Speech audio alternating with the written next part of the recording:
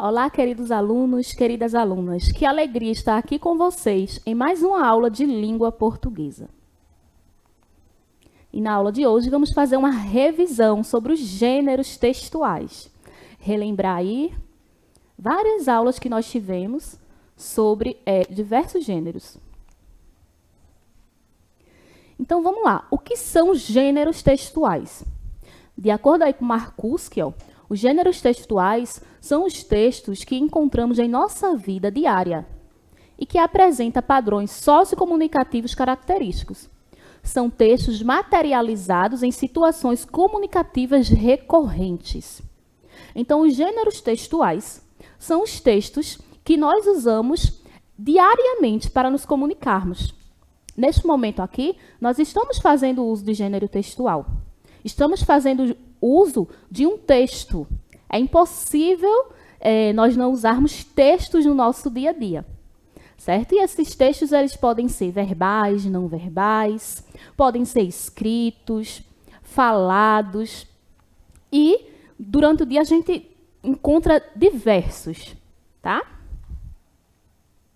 Por exemplo, existem os gêneros textuais em textos narrativos, que são aqueles textos que contam uma história. Então, eu trouxe aqui o livro de Chico Buarque, Chapeuzinho Amarelo, inspirado aí no conto muito famoso Chapeuzinho Vermelho. Então, o conto é um texto narrativo aí e é um gênero textual. Outro exemplo também de texto narrativo é a fábula, que conta uma história aí, todo o enredo, só que as personagens são os animais. E lá no fim da história tem uma moral. Então, eu trouxe aqui a fábula A Lebre e a Tartaruga. Temos também gêneros textuais que são encontrados nos textos descritivos. O que são os textos descritivos? Aqueles textos onde nós descrevemos alguma coisa. Por exemplo, o diário. Estou lá descrevendo, contando um pouco do meu dia. Hoje em dia é mais difícil o uso desse diário com cadeado e tudo, não é? Mas a gente prestar atenção lá nas redes sociais, os blogs e outras redes, como, por exemplo, o Instagram, é uma forma também de diário, onde a pessoa está lá, principalmente nos stories, contando ali um pouco do seu dia. Então, o diário é um gênero textual, o relatório. Então, fiz uma viagem com a minha turma lá da escola, por exemplo. Fui visitar o Museu do Mamulengo, lá em Glória do Goitá. Então, quando eu voltei, a minha professora solicitou um relatório. Então, eu vou relatar ali tudo o que eu vi na viagem, tudo o que eu aprendi. Então, o relatório também é um tipo, na verdade, um gênero textual. Temos também os gêneros textuais em textos expositivos, onde eles têm a intenção aí de expor alguma coisa. Por exemplo, lá no dicionário, que é outra coisa. Tem um dicionário impresso, que hoje em dia eu acho muito difícil também as pessoas usarem, mas é sempre bom, de vez em quando, olharmos esse dicionário, pesquisarmos as palavras, porque lá a gente encontra o quê? Diversas palavras, então a gente pode observar o acento, a gente pode observar a ortografia, e aí melhorar o nosso vocabulário. Mas, quem não tiver o dicionário impresso, pode também recorrer à internet. Então, temos aí diversos dicionários online. Então, o verbete, que é o quê? Cada palavrinha que se encontra no dicionário é um gênero textual também. Então, por exemplo, aqui, o verbete cumprimentar. Então, o dicionário traz aí os significados, pode trazer a separação de sílaba, informa a classe gramatical a qual pertence o verbete. Temos também aqui a notícia. É um gênero jornalístico, né? Um gênero textual que ele vai apenas expor ali um fato, um acontecimento. Lembrando aí que a notícia, a gente não pode exprimir, né, as nossas opiniões, não pode dar além do que aconteceu. Então, eu tenho que expor apenas o que aconteceu, não posso emitir ali a minha opinião. Então, a notícia é aí um gênero textual.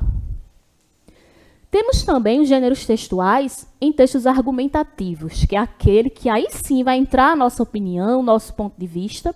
O mais conhecido é a redação. Então, trouxe aqui um exemplo, uma folha de redação do Enem. E aí, nós observamos o tema pedido e ali escrevemos o nosso texto argumentativo, falando sobre determinado tema pedido, né? Então, a redação também é um gênero textual. O artigo de opinião, que aí entra como um gênero jornalístico, muito presente aí em revistas, jornais, também na internet, né? E também é um gênero textual.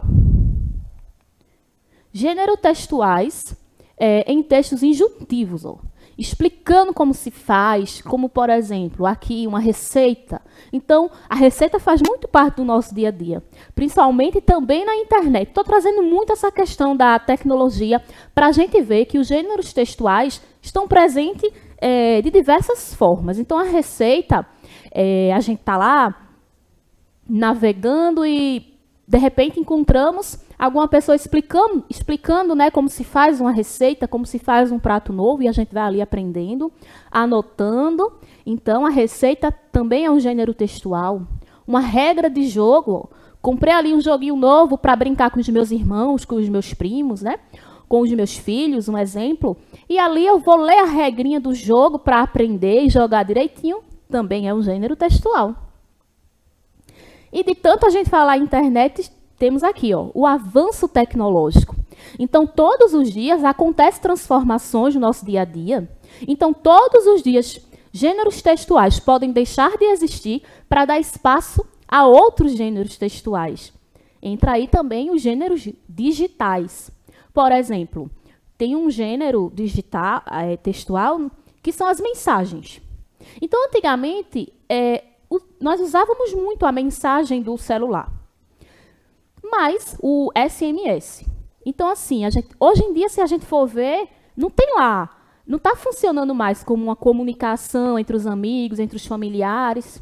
Às vezes chega lá uma mensagem da operadora ou outra coisa, mas não tem essa função que tinha. Por quê? O SMS ele foi substituído hoje pelo WhatsApp, porque são mensagens instantâneas, mais rápida, né? A comunicação acontece ali imediatamente. Então, vamos aqui definir gêneros digitais agora. Com o desenvolvimento tecnológico, novos suportes e gêneros são adaptados ou criados, no intuito de dar suporte a essas tecnologias.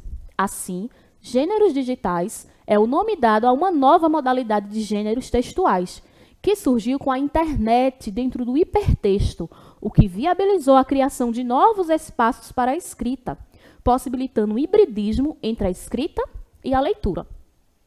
Quando ele fala aí, pessoal, de hipertexto, quer dizer o quê? Essa possibilidade de a gente navegar e visualizar diversos textos no mesmo ambiente.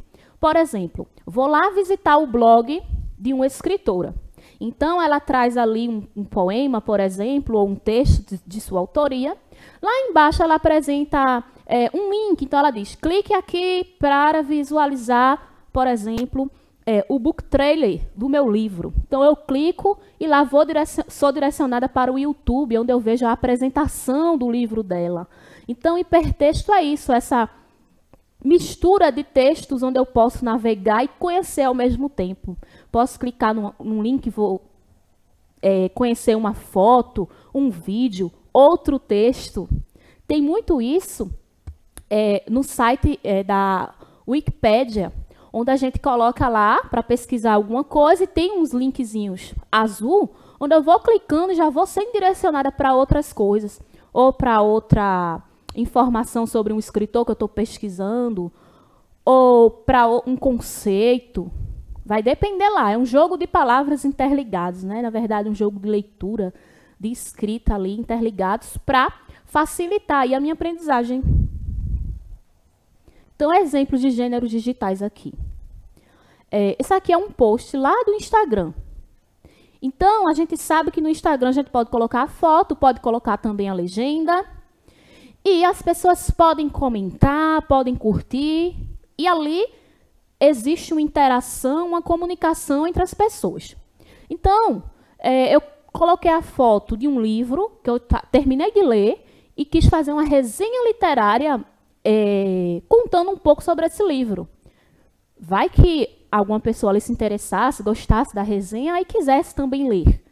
Então, o livro foi Abecedário Poético de Frutas, de Rosiana Murray.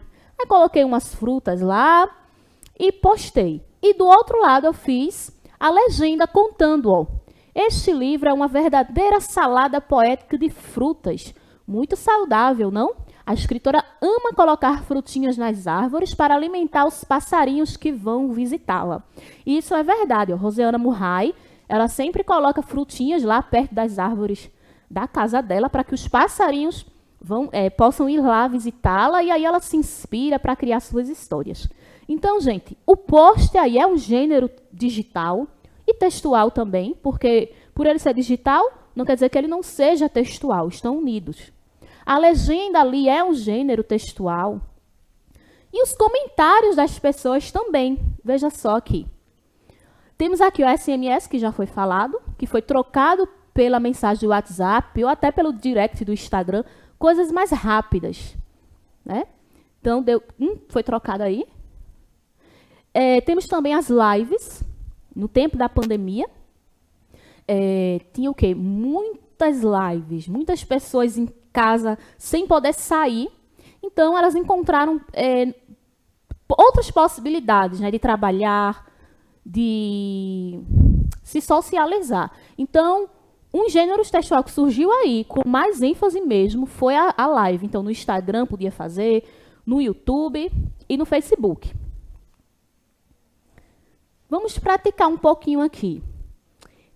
Temos aqui a fábula, como já foi dito, é um gênero textual narrativo, onde conta ali um enredo, só que os personagens são os animais. Então, ó, a fábula é uma narrativa curta, que tem como principal característica a presença de personagens animais, que se comportam como humanos. Leões, raposas, ratos, gatos, formigas, entre outros. Ela trata de temas variados e sempre termina com uma moral da história, para que os leitores reflitam. Então, eu trouxe aqui o Rato do Campo e o Rato da Cidade, foi recontado por Ruth Rocha. As fábulas, elas são textos bem antigos.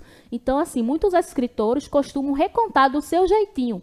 Inclusive você, se você quiser recontar qualquer fábula, do seu jeitinho você pode recontar também por meio de poemas. Então, Ruth Rocha recontou aqui, ó. Um ratinho da cidade foi uma vez convidado para ir à casa de um rato do campo, vendo que seu companheiro vivia pobremente de raízes e ervas. O rato da cidade convidou a ir morar com ele, dizendo: tenho muita pena da pobreza em que você vive. Venha morar comigo na cidade e você verá como lá a vida é mais fácil. Lá se foram os dois para a cidade, onde se acomodaram numa casa rica e bonita. Foram logo à despensa e estavam muito bem, se empanturrando de comidas fartas e gostosas. Quando entrou uma pessoa com 2 gatos que pareceram enormes ao ratinho do campo. Os 2 ratos correram espavoridos para se esconder. O rato do campo disse, quando o perigo passou: eu vou para o meu campo. Prefiro minhas raízes e ervas na calma às suas comidas gostosas com todo esse susto. Então, a moral foi: mas vale magro no mato que gordo na boca do gato. Então, vamos refletir um pouquinho. Quem são as personagens aí, né, principais dessa fábula? Então, como vimos, 2 ratinhos. Já é o ratinho da cidade e o ratinho do campo. E segundo o texto, por que o ratinho da cidade convidou o ratinho do campo para morar com ele? Isso, porque ele vivia pobremente de raízes e ervas no campo, né? De acordo com o ratinho rico, ele achava isso. E que personagem disse a frase: tenho muita pena da pobreza em que você vive? Isso mesmo, o ratinho da cidade. Vamos reler agora esse texto a seguir, o trecho, né? Lá se foram os dois para a cidade, onde se acomodaram numa casa rica e bonita. Nesse trecho, a palavra destacada se refere, essa palavrinha onde, está se referindo aos 2 ratinhos, à cidade, à casa ou a um lugar distante? Lá se foram os 2 para a cidade, onde se acomodaram numa casa rica e bonita, justamente ali, a cidade. E assim finalizamos mais uma aula de língua portuguesa. Foi muito bom estar aqui com vocês e até a próxima aula.